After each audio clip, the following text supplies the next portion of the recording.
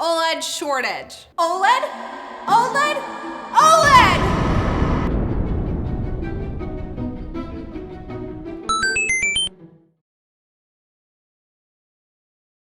All right, guys, this is like for real, my last video that is coming out before our giveaway is over. So if you have not entered, now is the time. The time is now. All you gotta do is check out the link in my description for more information. Again, you guys, there is just so much to talk about. I feel like this is just like peak Nintendo fan season. Like, I am living for all this news and drama that's going on. More drama with the Joy-Cons. Nintendo's fighting with Bloomberg News. Let's get into it. All right, I can finally get this off my chest. Here is the one thing wrong with the OLED.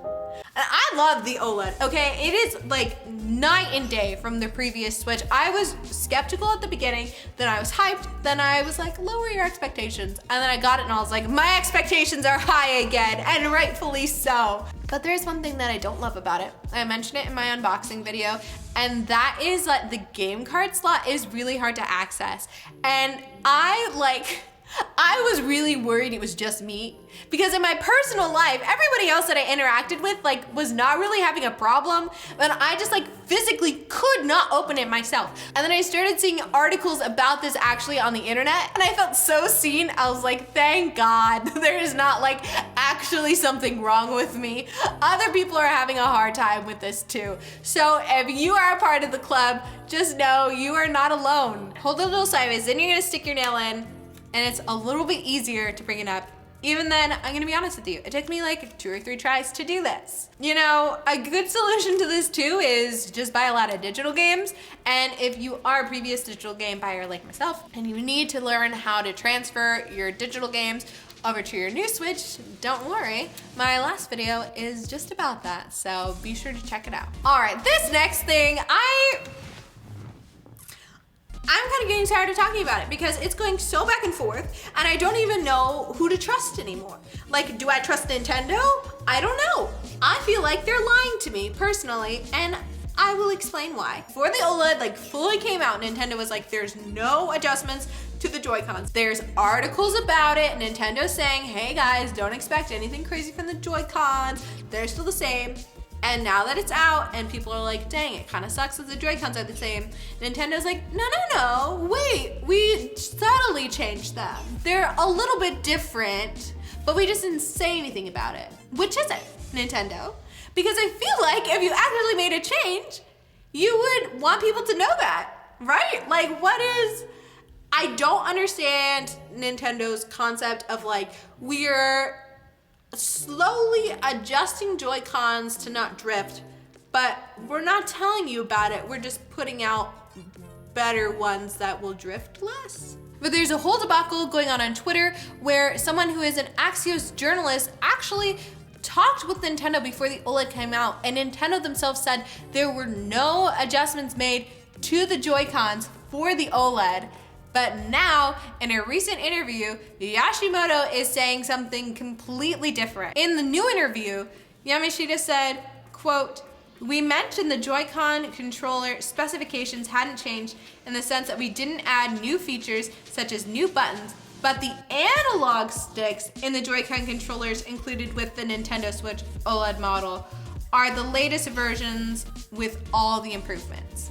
Why would you not tell people that? And why would you not tell people that until after they've already been released? It just seems fishy to me. The whole thing just seems weird. I don't know, what do you guys think? There is a Nintendo Switch OLED shortage already beginning. I warned you guys that it would be kind of difficult if you weren't on the pre-order just because of the chip shortage that's going on in the entire world.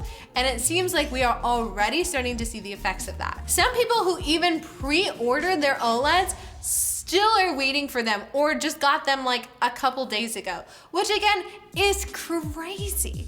And it's not on any fault of Nintendo. Like I said before, there is a worldwide chip shortage, so there are a lot of issues just with getting products in general, and shipping, and just everything is all messed up. I feel like this is gonna be really rough, especially for the holiday season. People who wanted to surprise loved ones with OLEDs, feel like it's not looking good. The only place it's looking good right now if you want an OLED is Amazon France, because apparently they have a ton in Amazon France for some reason. And again, furthers my point that we just do not have nice things here. Like, for some reason, it's a lot more fun for all these other countries if you're a Nintendo fan than if you're a Nintendo fan in the US. The final topic.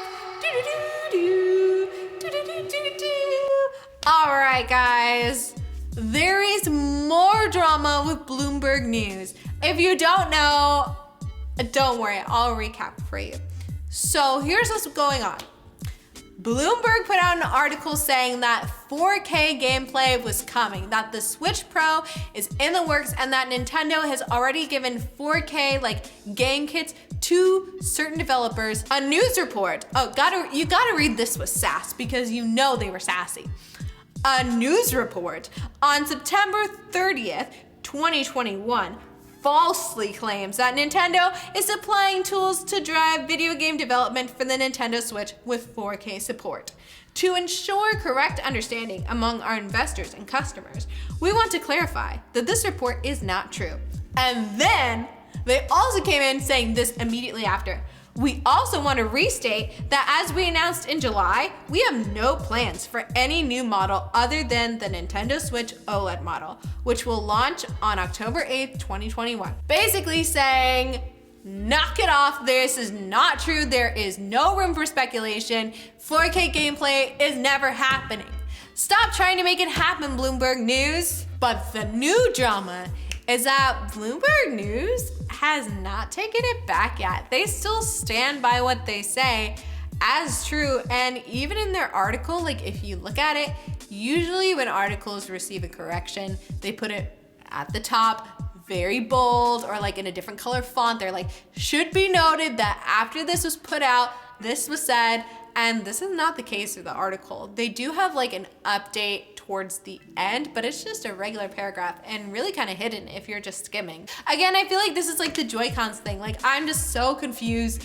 I don't know who to believe. Is the Switch Pro real?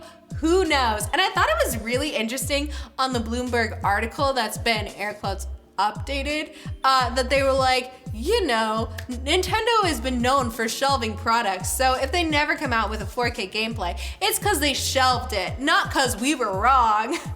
And their reference was Nintendo tried to make a sleep machine tracker before and they shelved it. I'm like, of course they did. That's a terrible idea. I think a sleep machine made by Nintendo is very different from 4K gameplay. I don't think we can put them in the same equation. Who knows? I think only time will tell. And again, I really don't think we're gonna be getting anything new until at least 2022. I'll keep you guys updated on anything new. We can still keep our hopes high. I'm just, I'm leveling us. I'm keeping us reasonable. I don't have the money to just go ahead and shell out another console anyway for 4K gameplay, so I'm good for a little bit. Let me get my $350 worth, and then let's come out with another console. I feel like that's fair.